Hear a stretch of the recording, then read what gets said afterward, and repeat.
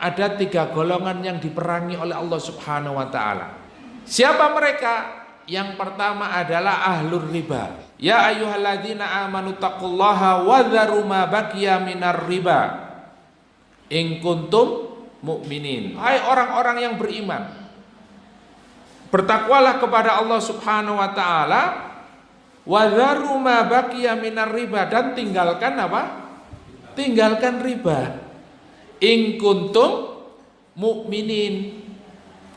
Karena yang diseru ini orang-orang beriman, maka orang beriman wajib meninggalkannya. Kalau tidak, ancam dengan ancaman fa in lam taf'alu fa'dhanu biharbin minallahi wa rasuli. Jadi kalau sudah Allah langsung yang berhadapan dengan kita, memerangi orang yang melakukan riba, ya semuanya atas kehendak Allah. Nah, ini berarti apa? Ancamannya sangat keras sekali. Kemudian yang kedua, Allah memerangi orang yang melakukan kesyirikan.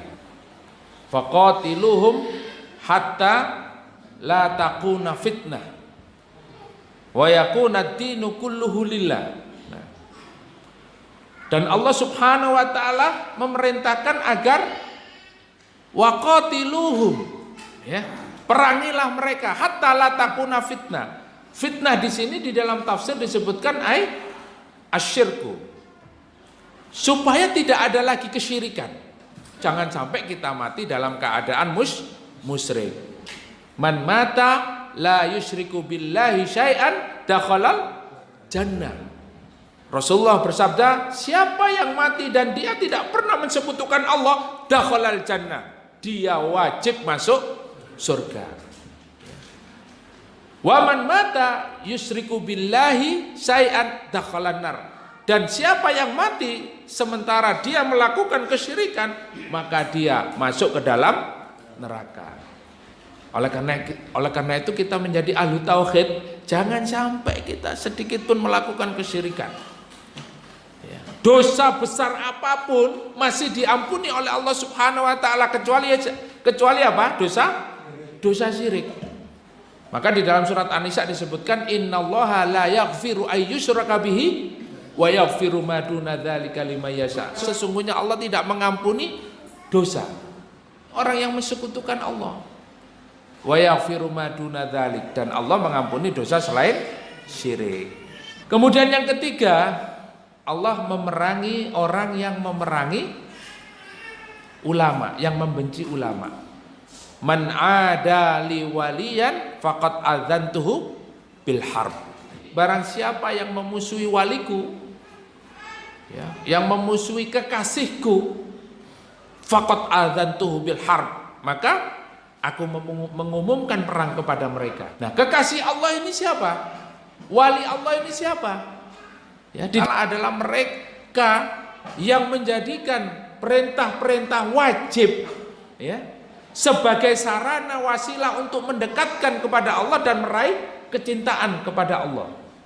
Dan kemudian menjadikan sunnah-sunnah sebagai wasilah untuk mendekatkan dan meraih kecintaan dari Allah Subhanahu wa taala. Sampai apa? Sampai Allah mengatakan kalau dia berjalan, maka kakinya itu adalah, ya, kaki yang senantiasa bersama Allah.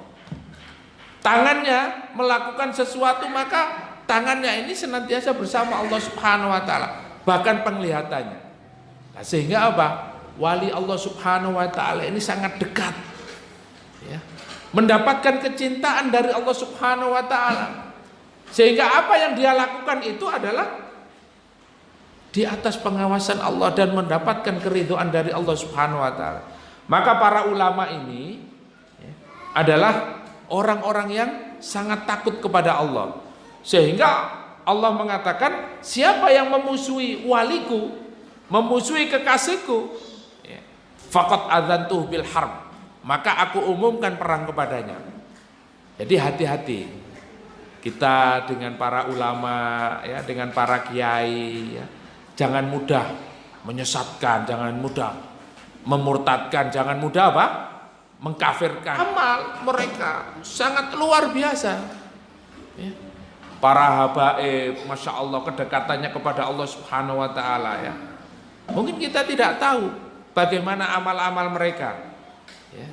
Bahkan amal-amal yang kita tidak ketahui, ya, yang sangat mempengaruhi kedekatannya beliau kepada Allah Subhanahu Wa Taala, sehingga Allah memberikan karomah, memberikan kemuliaan. Masyarakat itu mencintai ulama ini karena memang amal-amalnya yang dekat dengan Allah Subhanahu Wa Taala. Maka disinilah ada hikmah yang sangat besar. Jadi Allah Subhanahu Wa Taala sangat murka ketika ada manusia itu yang membenci ulama, yang menjadikan ulama itu sebagai musuhnya di dalam hidupnya. Kalau sudah sampai seperti itu tingkatannya, Allah yang menghadapi mereka. Bisa jadi dari apa yang menjadi doa para ulama, apa yang menjadi doa-doa kaum muslimin, orang-orang beriman, mereka dekat kepada Allah Subhanahu Wa Taala. Mereka terzalimi karena kedekatannya, Allah yang bertindak langsung menghadapi musuh-musuh kaum muslimin, musuh-musuh orang beriman.